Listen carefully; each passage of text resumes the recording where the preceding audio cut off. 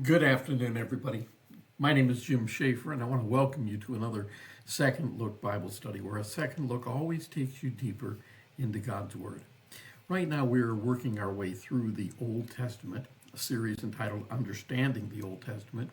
And what I'm trying to do is to help you understand the entire scope of the Old Testament, where all of the various books fit. Today, we are going to be covering the book of Esther. Now, Esther is an unusual book.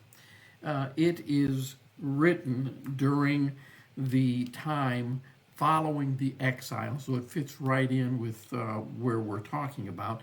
And it is a dramatic story of courage, divine providence, and of course, deliverance. But before we jump into the book, let's take a quick look again at our timeline and see where this story fits in the overall timeline of the Old Testament.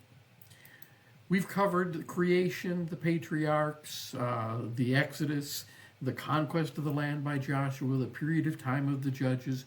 Then we entered into the kingdom period, and we saw quite a number of books, 1st and 2nd Samuel, 1st and 2nd Kings, 1st and 2nd Chronicles. And most of the prophets are written during this period of time as well. Then we have the exile, where the southern portion of Israel, Judah, is carried off into captivity by the Babylonians. And they're going to spend 70 years under Babylonian rule and Persian rule. The Babylonian Empire will be overthrown by the Persians. Now, the northern kingdom, it had been taken into captivity long before this and really aren't heard of again. So today we are going to move beyond the exile, and we come to the books of Ezra, Nehemiah, and Esther. We've already talked about Ezra and Nehemiah. This is where the children of Israel, the Israelites, are permitted to return to Jerusalem to rebuild the city. That's Nehemiah. To rebuild the temple. That's Ezra. And then today we're going to look at the book of Esther. If we're looking at the Old Testament books, they look something like this. Now, again, we covered the books of the law, Genesis, Exodus, Leviticus, Numbers, and Deuteronomy, the first 5 books. And then we went into the books of history, starting with Joshua, Judges, Ruth, 1st and 2nd Samuel, 1st and 2nd Kings, 1st and 2nd Chronicles, and then Ezra, Nehemiah, and Esther. And I've placed a red circle there on those books because these are books that have happened after the return of the Jewish people from exile. If you look over on the next page, we have the books of poetry, which other than Job, were written during the time of the kings. And then the major prophets, as I said, 3 of them were written during the time of the kings. Ezekiel and Daniel were written during the time of the exile. The minor prophets, there's 12 minor prophets, and remember the minor prophets means they didn't write as much. These are all very short books. We're going to be looking in our next lesson at Haggai, and then Zechariah and Malachi. They are marked with red there as well. They are minor prophets that are prophesying after the exile. And then we'll cover Joel, Obadiah, and Jonah. They were also after the exile period. And so we'll take a quick peek at them as well. After we're done with that, we'll go ahead and we'll head back to the other Old Testament prophets, major prophets and minor prophets, and see how they fit in. So today we're going to jump into the book of Esther. But first, let's look at our books in review. We had the book of Daniel. The book of Daniel occurs in the land of Babylon. Nebuchadnezzar is the king, and Daniel records events that happened during the beginning of the exile. In one of the stories, he's thrown into a den full of lions, and it demonstrates that God is in control. In fact, that's really the message, the big picture of the book of Daniel. And then we took a quick look at Ezekiel, and Ezekiel, if you remember, was about dry bones. Now, the whole idea in the book of Ezekiel is that Israel will live again. There are a number of incredible visions that Ezekiel has, but the basic message is God hasn't forgotten about Israel, and he will return Israel from the exile that they're in. And one of the visions was the dry bones that began to take shape and form themselves, and flesh grew on the bones, indicating that Israel will live again. And then after Ezekiel, we studied Ezra, and that was Esra, and it had to do with the temple and the rebuilding of the temple. And the people are rejoicing because they're rebuilding the temple. And then we had the book of Nehemiah. Remember Nehi? We used the picture of the giant there to point to his knees as he's building the wall around Jerusalem. And if you missed our last lesson, I encourage you to go back and take a listen as to what an incredible building project that was completed in just a very short period of time. Today we'll move into the book of Esther, and our big picture for that is a queen sitting on a Persian rug next to a Persian cat, and she is stirring the pot there with the letter S. Stir. Esther helps us to understand the title of the book and where it takes place. Now, you might be asking, how do we get to Persia? I thought they were in Babylon. Well, they were. The Babylonian Empire was on the world scene, and then they were defeated by the Medo-Persian Empire, and then eventually the Persian Empire took over control. So most of the books there that we're looking at right now have occurred while the king of Persia is on the throne in Babylon. I know that gets confusing, but it's the Persian Empire, but it is still in the city of Babylon. So let's take a look at some of the key people that we find in the book of Esther. Now, obviously, the main character in the book of Esther is a Jewish orphan named Esther, who becomes the queen of Persia and risks her life to save her people, the Jews. Now, her Hebrew name was Hadassah. And we'll talk a little bit more about that name in just a little bit. The second key individual is the one in the picture that's behind Esther there, and that's Mordecai. Mordecai is Esther's cousin and guardian. He uncovers a plot against the king, and you can read about that in Esther, the second chapter, verses 21 through 23.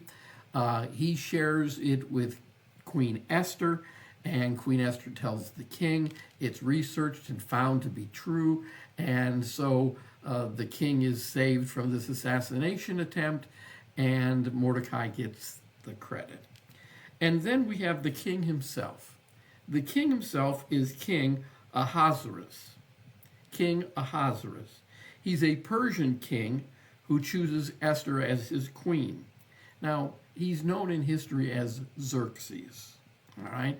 So we may use either of those two titles. Ahasuerus is a little harder to say than Xerxes. And then we have the villain of the story.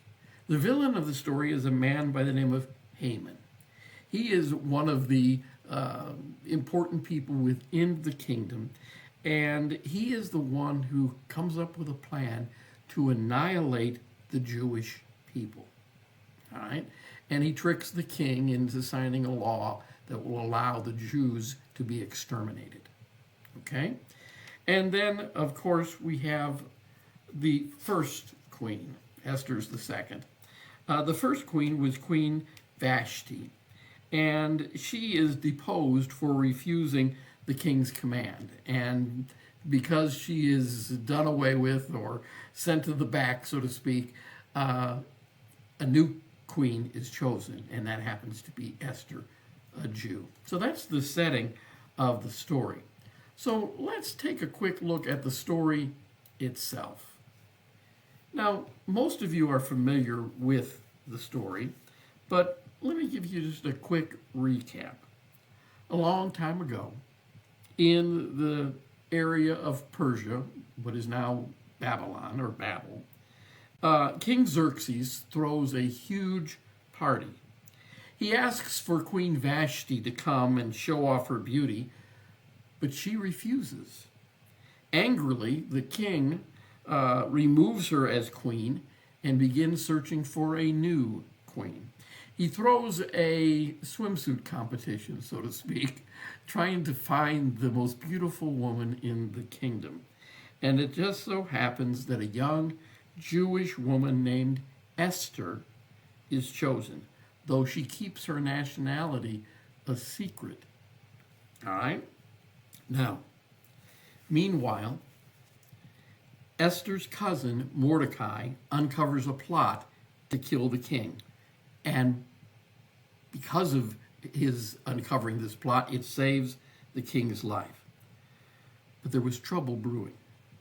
An evil advisor named Haman was furious that Mordecai wouldn't bow down to him. So Haman convinced the king to issue a law that all Jews would be killed. Now remember, the Jewish people at this point in time in the story pretty much have been slaves, just as they were in Babylon. Mordecai urges Queen Esther to speak up and save her people, even though approaching the king uninvited could result in her death. The law at that time was even the queen couldn't approach the king without an appointment. But Esther courageously hosts 2 banquets for the king and Haman. And during the second banquet, she reveals Haman's plan, and not only does she say, he tricks you into signing this law to kill all the Jews, but I'm a Jew. And so suddenly the king realizes that Haman has tricked him and that his wife is going to be killed. He is so enraged that he orders Haman to be executed. And it just so happens that he's executed on gallows that Haman himself had built to execute Mordecai. So we've got a complete reversal here. Haman has built these gallows to kill who he thinks is his enemy, Mordecai, but instead, because of what Queen Esther does, the king says, let's execute him on his own gallows. Well, with Haman gone, the king allows the Jews to defend themselves. Now, in that day, the king couldn't rescind a decree once it's been issued. But rather than a decree that you can kill all Jews and they deserve death, he now tells the Jews that they can defend themselves, and he lets the people know that if you try to kill a Jew, it's at your own risk. And so we see that the Jews are able to defend themselves, and they end up celebrating a feast in memory of this event, and it's called Purim. And we'll talk a little bit about that. Now, one of the fascinating things about this story is God's name is never mentioned one time in the text. And yet his hand is clearly at work, guiding the events to save his people, the Jews. Ezra's bravery is a lasting example of standing up for what is right. Now, there are a number of very interesting facts in this story. The first goes back to Esther's name. Now, in the first chapter, she is referred to as Hadassah.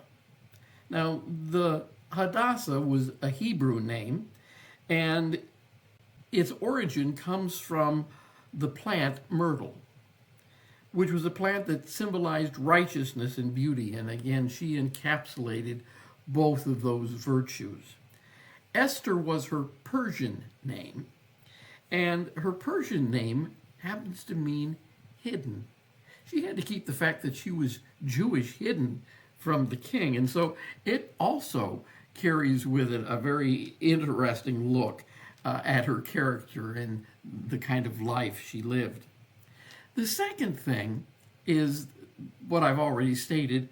The name of God is never mentioned. It's the only book in the entire Bible where God's name doesn't appear. and yet his providence is evident throughout the story. The third thing I want you to see is Ahasuerus, the Persian king, or Xerxes, in this story, is widely believed to be Xerxes the First, who ruled from 486 to 465 BC. According to Smith's Bible Dictionary, and I found this very fascinating, don't know how relevant it is, but sometimes finding these things are just fun. According to Smith's Bible Dictionary, Ahasuerus in the Persia means Lion King. Lion King. So we have here this king, the Lion King. And by the way, Xerxes was his Greek name. That's the reason we have two different thoughts. Now, the book itself covers about 10 years, all right? And it seems to fit between Ezra chapter 6 and Ezra chapter 7. So if we're trying to place when this occurs, it's probably during this period of time of Ezra 6 and 7. Many of the Jews have already returned to Israel to rebuild the temple and to rebuild the city. But they're still at risk, those that are living in Persia. Now, the next thing is the gallows that Haman hit. And finally, the whole story is celebrated with an annual feast called the Feast of Purim, P-U-R-I-M. The name comes from the word pure, P-U-R, and it originates from a Persian word for lot. And it refers to Haman's method of choosing the date for the Jewish people's destruction. He drew lots or whatever, or cast lots, and that helped to determine the date that the execution would take place. Esther chapter 3, verse 7 mentions it. And so, because this plot is uncovered, and because the Jews are saved, they have this feast every single year. And the Jews read the Megillah, which is the scroll for the Book of Esther, and they make noises whenever the name of Haman is mentioned. We used to do this in kids' church and during VBS's, and anytime Haman, everybody booed and hissed and carried on. Every time Esther was mentioned, they applauded and cheered. In fact, this story is read twice during this feast, once at night and then again in the morning. And as I said, every time Haman's name is mentioned, the villain of the story, the crowd erupts with boos and hisses and clatter of noisemakers. And those noisemakers are called graggers, all right? Here's a picture of the graggers. It's a little toy, and when you swing it, it makes a clacking sound. And this tradition is rooted in the biblical command to blot out the name of Amalek. Now, what does that have to do with this story? Well, Deuteronomy chapter 25, verse 19 instructs the Jews to blot out the name of Amalek. And since Haman was a descendant of Amalek, Israel's ancient enemy, they came up with this idea that anytime he's mentioned, along with the boos and hisses, I would call them clackers, but you get the idea. They would make noise, they would bang on the tables, they would stomp their feet, they would shout humorous insults at Haman. This year, Purim took place on sundown on Thursday, March 13th, and concluded at nightfall on Friday, March 14th. And as I said, this festival or feast commemorates the deliverance of the Jewish people as told in the Book of Esther. And it's also marked with giving of gifts and feasting and, of course, reading the scroll of Esther and all that goes with it. Well, let me move on to a couple of key verses that we find here in the Book of Esther. And they kind of tell the story in short. In Esther chapter 4, verse 14, we read, "And who knows but that you have come to your royal position for such a time as this?" This is Mordecai talking to Esther. And he's saying, Esther, The fact that you have become the queen is God's hand in all of this. You have the ability. You have come to your royal position for such a time as this. And I think it also sends a message to us that we're living in a time where we need to step forward as Christians and be Christians to this world. And then Esther chapter 7 verse 3 says, "If I have found favor with you, your majesty, if it pleases you, grant me my life. This is my petition. And spare my people. This is my request." So you see, it's Esther appealing to King Xerxes and saying, please, I know I've come to you without invitation, but if you love me, then hear my words. Save me and my people. And then in Esther chapter 9, the key idea here, the big picture, and how it fits into this overall story. As I said, the book of Esther highlights God's providence in preserving his people, even though his name is never explicitly mentioned. It takes place during the Persian Empire, which is the period of time we're studying, and it shows how the Jews who remained outside of Israel still experienced divine protection. Its story reinforces this idea of the faithfulness of God and the reason to have courage, and it talks about divine intervention. So, in summary, as we're taking a look here, while God is not mentioned in the book of Esther, his presence is felt on every page. The book is a powerful reminder that even when God seems absent, his hand is at work behind the scenes. The events unfold entirely within the Persian courts rather than in the nation of Israel. So it's a very unique book in that matter. But God is still present, even though he's not mentioned nor seen.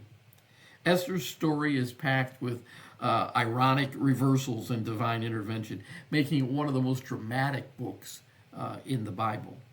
The people of Israel still read this story aloud every year during the Feast of Purim. Maybe we as Christians ought to consider doing the same. Thank you so much for being with me today. Again, I want to invite you to go to my YouTube page.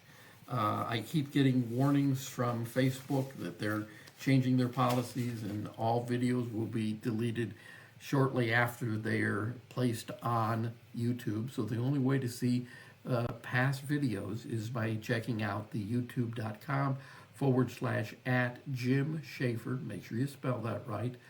8933 and then /playlist. The title of this series is Understanding the Old Testament.